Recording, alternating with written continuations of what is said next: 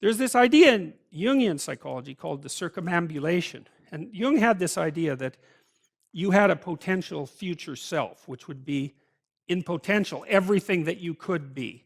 And that it manifests itself moment to moment in your present life by making you interested in things. And the things that you're interested in are the things that would guide you along the path that would lead you to maximal development. Now, it sounds like a metaphysical idea or a mystical idea even, but it's not. It's not. It's a really profoundly biological idea. The idea is something like, well, you're set up so that you're automatically interested in those things that would fully expand you as a well-adapted creature. Well, like, there's nothing radical about that idea. What else could possibly be the case? Unless there's something fundamentally flawed about you, that is what the situation would be. It's kind of interesting to think about how that would be manifest moment to moment, but the idea is something like, well, your interest is captured by those things that lead you down the path of development. Well, that better be the case. Okay, so that's fine. And so there's some utility in pursuing those things that you're interested in. That's the call to adventure, let's say. So, and the call to adventure takes you all sorts of places. Now, the problem with the call to adventure is, like, what the hell do you know? You might be interested in things that are kind of warped and bent. And often it's the case that when new parts of people manifest themselves and grip their interests, say, they do it very badly and shoddily. And so you stumble around like an idiot when you try to do something new. That's why the fool is the precursor to the savior from the symbolic perspectives, because you have to be a fool before you can be a master. And if you're not willing to be a fool, then you can't be a master. So you're gonna, it's an error-ridden process. And that's also laid out in the Old Testament stories, because the first thing that happens to all these patriarchal figures when God kicks them out of their father's house when they're like 84 is that they run into all sorts of trouble, and some of it's social and some of it's natural and some of it's a consequence of their own moral inadequacy. So they're fools. But the thing that's so interesting is that despite the fact that they're fools, they're still supposed to go on the adventure, and that they're capable of learning enough as a consequence of moving forward on the adventure so that they straighten themselves out across time. And so it's something like this. So this circumambulation that Jung talked about was this continual, we'll return to this continual circling in some sense of who you could be. You might notice, for example, that there are themes in your life. You know, when you go back across your experiences, you see you kind of have your typical experience that sort of repeats itself. And there might be variation on it, like a musical theme, but it's like you're circling yourself and getting closer to yourself as you move across time. That's the circumambulation. Now, you remember that for a sec, because we'll go back to it. Okay, so imagine that something glimmers before you. It's an interest that's dawning, and you decide, well, first of all, you're paralyzed. You think, well, how do I know if I should pursue that? It's probably a stupid idea. And the proper response to that is, you're right, it probably is a stupid idea, because almost all ideas are stupid.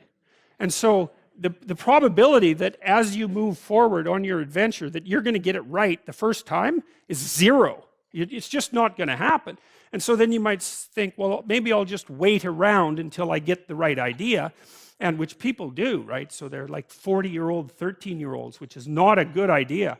And so they wait around until it's waiting for Godot, until they finally got it right. But the problem is you're too stupid to know when you've got it right. So waiting around isn't going to help, because even if the perfect opportunity manifested itself to you in your incomplete form, the probability that you would recognize it as the perfect opportunity is zero. You might even think it's the worst possible idea that you've ever heard of anywhere. Highly likely.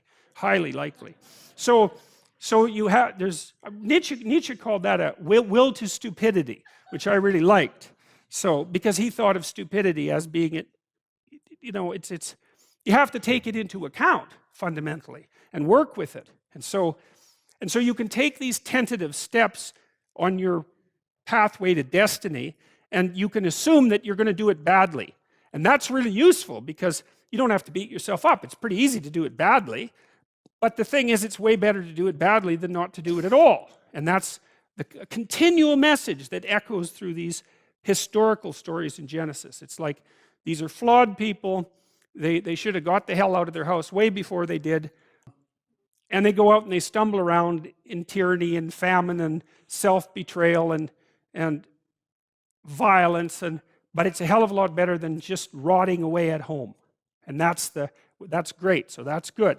And so why is that? Well, okay, so you start your path and you think that you're heading, towards your star, and so you go in that direction. And then, because you're here, the world looks a particular way, but then when you move here, the world looks different, and you're different as a consequence of having made that voyage. And so what that means is that now that thing that glimmers in front of you is going to have shifted its location, because you weren't very good at specifying it to begin with, and now that you're a little sharper and more focused than you were, it's going to reveal itself with more accuracy to you.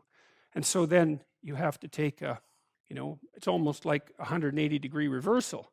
But it isn't, because, you've gone this far, and that's a long ways to get that far. But that's a lot farther than you would be if you just stayed where you were, waiting.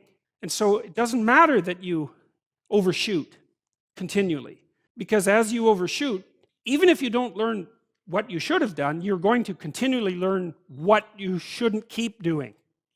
And if you learn enough about what you shouldn't keep doing, then that's tantamount at some point to learning at the same time what you should be doing. So it's okay. So it's like this. Now, what's cool about it, though, I think, is that as you progress, the degree of overshooting starts to decline, right? And that we know that there's nothing hypothetical about that. As you learn a new skill, like even to play a song on the piano, for example, you overshoot madly. You're making all sorts of mistakes to begin with, and then the mistakes, they disappear. There's a great TED talk, I think it was, about this guy set up a really advanced computational recording system in his home and recorded every single utterance his young child made while learning to speak. And then he put together the child's attempts to say certain phonemes and put them in a list, and you can hear the child deviating madly to begin with, and then after hundreds and hundreds of repetitions, just zeroing right in on the exact phoneme. So, you might not know this, but when kids babble, because they start babbling when they're quite young, they babble every human phoneme, including all sorts of phonemes that adults can't say. And then they die into their language, so that after they learn, say, English, then there's all sorts of phonemes they can no longer hear or pronounce. But to begin with, it's all there, which is really quite interesting. But so as they learn a particular language, they zero in on the proper way to pronounce that, and their errors minimize. And every time you learn something, that's how it is. And that's really useful to know, too, because it means that it's okay to wander around stupidly before you fix your destination. Now, you see that echoed in Exodus, right?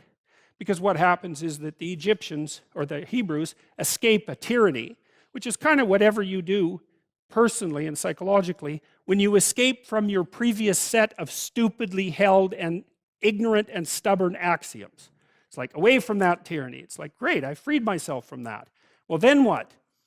Well, you think, well, now I'm on the way. It's, no, you're not. Now you're in the desert, where you wander around stupidly, and worship the wrong things until you finally organize yourself morally again and head in the proper direction. So that's worth knowing, too, because you think, well, I got rid of a lot of things, baggage, excess baggage that I didn't need in my life, and now everything's okay. It's like, no, it's not. You've got rid of a whole set of scaffolds that were keeping you in place, even though they were pathological. And now you have nothing, and nothing actually turns out to be better than something pathological, but you're still stuck with the problem of nothing. And that's exactly why Exodus is structured the way that it is. It's that you escape from a tyranny. It's, hooray, we're no longer slaves. Yeah, well, now you're nihilistic and lost. It's not necessarily an improvement. But it is it's also useful to know that, because you can also be deluded into the idea that, imagine that you're trying to become enlightened, which might mean to turn all those parts of you on that could be turned on. You think, well, that's just a linear pathway uphill. It's just from one success to another. No, it's not. It's like, here you are, and you're not doing too badly, and the first step is a complete bloody catastrophe. It's worse. And then maybe you can pull yourself together, and you hit a new plateau, and then that crumbles and shakes, and bang, it's worse again. And so, because part of the reason that people don't become enlightened is because it's punctuated by intermittent deserts. essentially, by intermittent catastrophes. And if you don't know that, well, then you're basically screwed, because you go ahead on your movement forward and you collapse and you think, well, that didn't work, I collapsed. It's like, no, that's par for the course. It's not indication that you failed, it's just indication that it's really hard. And that when you learn something, you also unlearn something. And the thing you unlearned is probably useful, and unlearning it actually is painful. You know, let's say if you have to get out of a bad relationship. It's like there isn't any relationship that's 100% bad. And so when you jump out of it, well, maybe you're in better shape, but you're still lonesome and disoriented, and you don't know what your past was, and you don't know what your present is, and you don't know what your future is. That's why people stay with the devil they know instead of, looking for the devil they don't know. So anyways, the fact that you're full of faults doesn't mean you have to stop. And thank God for that. That's a really useful thing. And the fact that you're full of faults doesn't mean that you can't learn. And so you can posit an ideal, and you're going to be wrong about it, but it doesn't matter, because what you're right about is positing the ideal and moving towards it. If the actual ideal isn't conceptualized perfectly, well, first, surprise, surprise, because like, what are you going to do that's perfect? So it doesn't matter that it's imperfect. It just matters that you do it and that you move forward. So that's really positive news as far as I'm concerned, because you can actually do that, right? You can do it badly. Anyone can do that. So that's useful. Okay, so like if you were an efficient person, you would have just done that. But you're not. But who cares? You still end up in the same place. And maybe the trip is even more interesting. Who knows? Probably too interesting.